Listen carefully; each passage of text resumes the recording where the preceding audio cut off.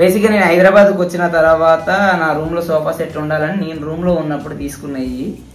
So అప్పుడెప్పుడో వచ్చినప్పుడు కొన్నవి కూడా ఇప్పుడు నువ్వు ఇల్లు తీసుకున్నాక ఇంకా భద్రంగా ఉంచుకున్నావు అంట. అవును, భద్రంగా ఉంచుకున్నాను. బేసిక్ గా అయితే ఇలా ఉన్నాయన్నీ ఇప్పుడు కాదు, నేను ఫస్ట్ కొనుక్కున్నాయి. అప్పుడొకటి గ్యాదర్ చేసిన వస్తువులు ఇవన్నీ.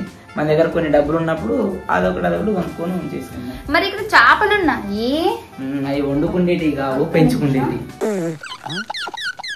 గైస్ చూడండి, తనకి ఈ చేపలు అంటే చాలా ఇష్టం. సీరియస్లీ నేను అంటే ఇంత ముందు కూడా వేరే చేపలు ఉండేవి, చనిపోయాయి. అంటే ఈ చేపలు ఎక్కువ ఉండవు, కాకపోతే తనకి ఏంటో పిచ్చి చేపలు ఉండాలి ఇంట్లో, ఖచ్చితంగా కలర్ఫుల్ గా ఉండాలని చెప్పేసి.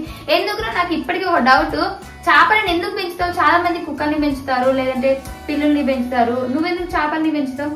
బేసిక్ గా అక్వేరియం అనేది ఏంటంటే, నేను మా నాన్న ఎటన్నా బయటికి వెళ్ళినప్పుడు ఎక్కడన్నా షాపులలో కానీ ఎక్కడన్నా మా నాన్న ఆర్ఎంపీ డాక్టర్ హాస్పిటల్ కట్టి తీసుకెళ్ళేటప్పుడు, పెద్ద పెద్ద హాస్పిటల్కి తీసుకెళ్ళినప్పుడు అక్వేరియాలు ఉండేవి అక్కడక్కడ. ఇలాంటిది ఒకటి మా ఇంట్లో ఉండాలి అనేది నా కోరిక. కాబట్టి ఇప్పుడు నేను మా ఊర్లో ఉంటలేను కాబట్టి హైదరాబాద్లో ఉంటాను కాబట్టి నాకు ఎప్పటి నుంచో, నేను హైదరాబాద్లో ఉన్నప్పటి నుంచి నాకు చిన్నది ఇంతది కొనుక్కున్నా, ఇంత దానికి అంచెలు ఇప్పుడు ఇంత సైజుది కొని వీటిని అయితే పెంచుతాను. నాకు డాగ్ అంటే కూడా ఇష్టం, కానీ మన షూటింగ్స్కి అటు ఇటు వెళ్తాం కాబట్టి వాటిని మెయింటైన్ చేయడం కొద్దిగా ప్రాబ్లం. కాబట్టి నాకు ఇది అంటే అవి ఉంది, నిక్కి ఉంది, ఇంటికాడ ఉంది. నాకు పిల్లి అంటే కూడా బాగా ఇష్టం, బిషి అని.